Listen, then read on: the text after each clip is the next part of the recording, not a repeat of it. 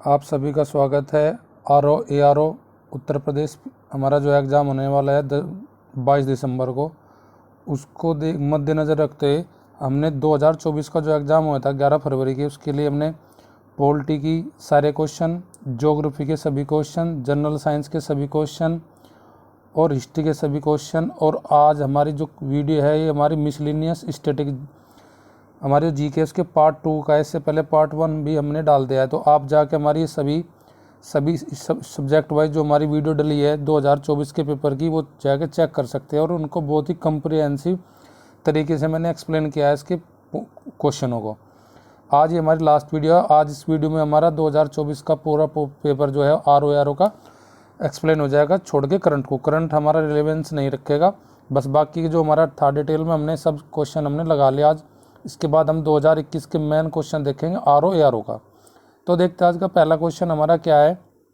इसमें मैं अभिकथन और कारण वाला दिया है कि इसमें कथन दिया है, अभिकारण दिया है। बढ़ती आबादी का पेट भरने के लिए भारतीय कृषि में महत्वपूर्ण तकनीकी और संस्थागत सुधार की आवश्यकता है। ये बिल्कुल बात सही है। भारत के कई हिस्सों में बड़ी संख्या में किसान अब भी कृषि के लिए मानसूनी वर्षा और मिट्टी की प्राकृतिक उर्वरता पर निर्भर है। ये भी हमारा ठीक है, दोनों के दोनों ठीक है, पर लेकिन पहले वाले जो अभिकथन है उसका व्याख्या नहीं करता ये कारण। तो इस वजह से हम कह सकते हैं कि ए और बी दोनों ठीक है, पर लेकिन वो एक दूसरे की व्याख्या नहीं करेगा, यानी कि आर जो है वो ए की व्याख्या नहीं करता। इसलिए हमारा राइट ऑप्शन हो जाएगा ऑप्शन 4 हो जाएगा।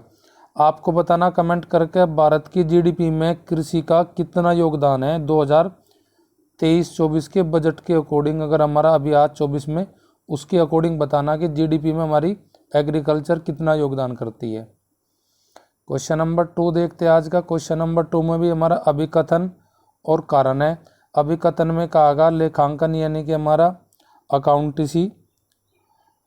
अकाउंटेंसी व्यावसायिक भाषा है। ये बिल्कुल ठीक है, हमारा भाषा है ये। दूसरा हमारा लेखांकन व्यावसायिक द्वारा आवश्यक सभी सूचना प्रदान करता है, तो ये भी हमारा ठीक है। अब ये जो हमारा स्टेटमेंट हमारा अभिकथन है उसकी व्याख्या भी करता है हमारा कारण, यानी कि आर जो है वो ए की व्याख्या करेगा और ये दोनों सत्य भी होंगे। तो दोनों ए और आर दोनों सत्य है, आर ए की व्याख्या भी सही करता है। तो राइट ऑप्शन हमारा हो जाएगा ऑप्शन ए हो जाएगा। क्वेश्चन नंबर नेक्स्ट देखते हैं। क्वेश्चन नंबर 3 हमारा सूची दी गई है। इन सूची में हमें क्या दिया गया। एक साइड में हमारी पहली सूची में उत्पाद दिए गए, दूसरी सूची में उत्तर प्रदेश के जिले। जैसे काला नमक चावल कहाँ पे प्रसिद्ध है, सिद्धार्थनगर में। देसी घी हमारा कहाँ पे फेमस है, उरैया में है। आंवला हमारा प्रतापगढ़ में है। केला पाउडर हमारा कुशीनगर में। तो ए के लिए हमारा 3 हो जाएगा। ए के लिए 3 ऑप्शन में हमारा तीसरी और चौथी ऑप्शन में दिया है, पहली और दूसरी ऑप्शन नहीं होने की हमारी आंसर। और बी के लिए हमारा 4 दिया है, तो बी के लिए 4 हमारा, ए के लिए 3, बी के लिए 4 ऑप्शन नंबर हमारी 4 में दिया गया। तो राइट ऑप्शन हो जाएगा हमारा ऑप्शन 4 क्वेश्चन नंबर 3 के लिए। अगले क्वेश्चन पर देखते हैं। अगले क्वेश्चन में हमें दिया गया है कि युग्म दिए गए, पेयर दिए गए, उनमें दर्शनीय स्थल है और उत्तर प्रदेश के जिले है। और ये पूछा कि कौन सा हमारा युग्म सम्मिलित नहीं है। जैसे बावनी इमली शहीद स्थल कहाँ पे हमारा, फतेहपुर में। ये ठीक है हमारा स्टेटमेंट। देवी पाटन मंदिर हमारा श्रावस्ती में, ये भी हमारा ठीक है। चीनी मंदिर महोबा में, ये भी ठीक है। अब जो ठीक नहीं है वो समसपुर पक्षी विहार अमेठी में नहीं है।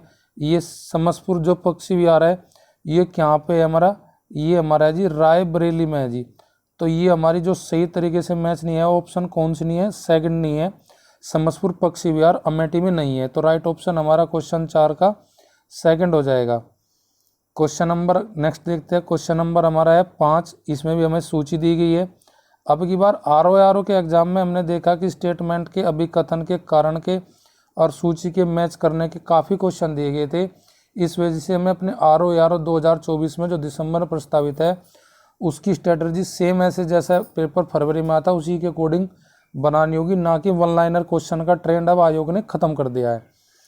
अब हमारे यहाँ पे सूची 1 में हमारे बैंक दिए है, सूची 2 में उनकी स्थापना के वर्ष दिए गए हैं। इलाहाबाद बैंक की स्थापना कब की गई थी, आप सभी जानते हैं कि इलाहाबाद बैंक जो था वो 1865 में स्थापित किया गया था। तो फर्स्ट के लिए ऑप्शन हो जाएगी 3, और 3 ऑप्शन केवल एक ऑप्शन में दिया गया, ऑप्शन 3 में, बाकी में नहीं दिया गया। तो ये हमारा आंसर हो जाएगा ऑप्शन 3। अब और देख लेते हैं हमारा पंजाब नेशनल बैंक यानी कि बी के लिए हमारा हो जाएगा हमारा फोर्थ, यानी कि 1894 में हुई थी पीएनबी की स्थापना। अवध कमर्शियल बैंक की जो स्थापना हुई थी वो 1851 में हुई थी हमारी। The alliance bank of Shimla, इसकी स्थापना हमारी कब हुई थी? ये हुई थी हमारी 1 में जी, 1874 हो जाएगा इसका। अब इसमें जो नु देखा है कि कौन सा सबसे पहले स्थापित किया गया था, अगर रैंडमली हम काल के हिसाब से लगा तो सबसे पहले अवध कमर्शियल बैंक, उसके बाद the alliance bank of Shimla, उससे पहले तो इलाहाबाद बैंक आ गया था हमारा। पंजाब सबसे पहले अवध बैंक आएगा, कितना 1851, उसके बाद 1865 आएगा हमारा इलाहाबाद बैंक, उसके बाद आएगा हमारा the alliance bank of Shimla और सबसे लास्ट में आएगा पीएनबी बैंक हमारा। क्वेश्चन नंबर 6 हमारा 6 क्वेश्चन में हमें पूछा है पिछवाई चित्रकला के बारे में पूछा है कि पिछवाई चित्रकला जो है वो किस देवता से संबंधित है, किस गॉड से संबंधित है। ऑप्शन है हमारी काली देवी, भगवान शिव, श्रीनाथ जी, कृष्ण जी, उपरोक्त में कोई नहीं। तो उसका राइट ऑप्शन हो जाएगा श्रीनाथ जी, कृष्ण से जुड़ी है हमारी चित्रकला पिछवाई। अब ये जो चित्रकला है ये कहाँ पे हमारी प्रचलित है? ये हमारे राजस्थान में प्रचलित है। राजस्थान के किस जिले में प्रचलित है जी? ये है जी राजसमंद, राजसमंद जिले में जी हमारी ये है प्रचलित। अगला क्वेश्चन देखते हैं क्वेश्चन नंबर 7। क्वेश्चन नंबर 7 में हमसे क्या पूछा गया? हमें बैंकों की स्थापना के क्रम के अनुसार उनका कालानुक्रम लगाना है। स्थापना के अनुसार कौन सा पहले हुआ, कौन सी बाद में हुई घटना। बैंकों का पहला राष्ट्रीयकरण जो चरण था वो कब स्टार्ट हुआ था? वो हुआ था जी हमारा 1969 में हुआ था हमारा ये पहला चरण स्टार्ट। और दूसरा चरण जो स्टार्ट हुआ था वो हुआ था जी 1980 में जी। और क्षेत्रीय ग्रामीण बैंक का जो हमारी स्थापना हुई थी वो हुई जी 1975 में जी। और नाबार्ड की स्थापना हुई थी जी 1982 में। अब इसका क्रम क्या हो जाएगा? सबसे पहला आएगा ऑप्शन ए, फिर आएगा थर्ड, एक थर्ड, फिर उसके बाद आएगा हमारा सेकंड और फिर आएगा फोर्थ, यानी कि 1 3 2 4। कौन सी ऑप्शन में हो जाएगा? ये हमारा ऑप्शन हो जाएगा फर्स्ट हमारी क्वेश्चन नंबर 7 के लिए। क्वेश्चन नंबर 8 देखते हैं। हमारा 8वां क्वेश्चन में हमें क्या पूछा है? इसमें हमें दिया गया नीचे दिए गए बीज गुणन चरणों को उनके प्रारंभिक चरण से अंतिम चरण तक के सही कालानुक्रम में लगाना है कि कौन सा चरण पहला आएगा कौन सा बाद में। देखो क्वेश्चन ये देखने में शुरुआत में लगता है कि बहुत टफ है, अगर थोड़ा लॉजिक लगाए और लॉजिक लगा के थोड़ा एलिमिनेट करने की कोशिश करे तो ये क्वेश्चन बन जाता है। देखो कैसे, इसमें ऑप्शन दे रखा पहला स्टेटमेंट प्रजनन बीज, आधारीय बीज, प्रमाणित बीज और केंद्रक बीज। देखो उसमें सबसे लास्ट में जो हमारा जाएगा लॉजिक लगाओ, बीज कब बन के रेडी माना जाएगा तैयार लास्ट फॉर्म में? जब वो प्रमाणित हो जाएगा।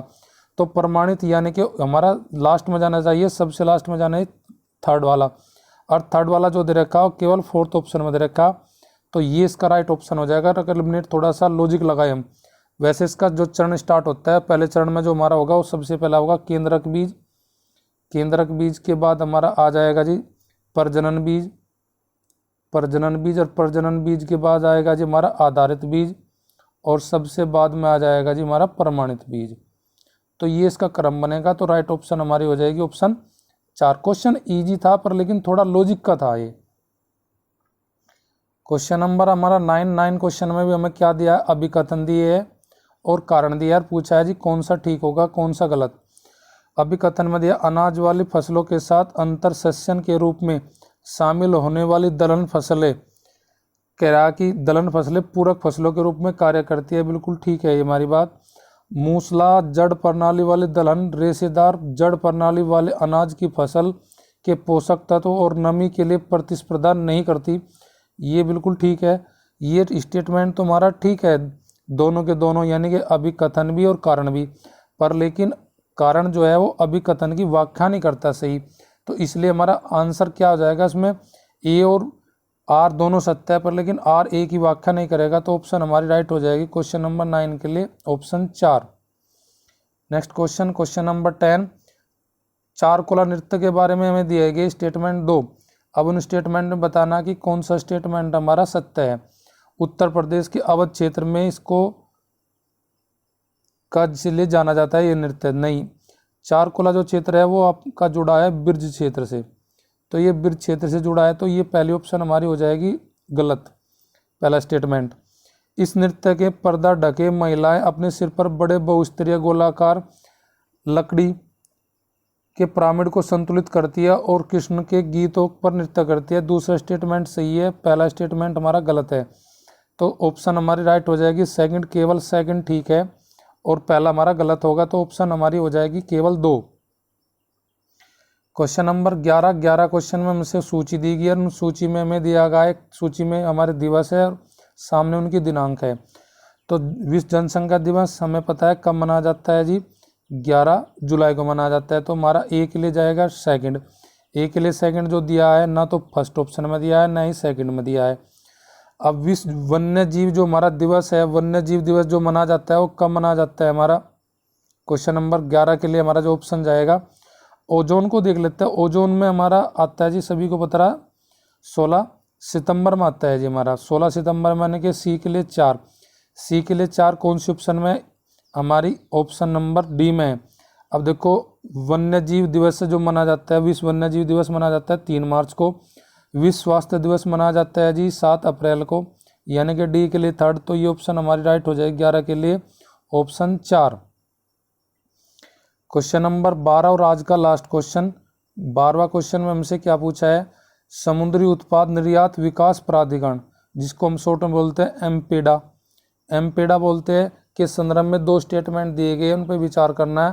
पहला स्टेटमेंट है एमपेडा की स्थापना 1972 में की गई थी। तो हमारा पहला ऑप्शन बिल्कुल ठीक है, इसकी स्थापना 1972 में ही की गई थी। इसका मुख्यालय कोलकाता में ना होकर इसका मुख्यालय जो हमारा है जी वो है जी कोचीन केरल में।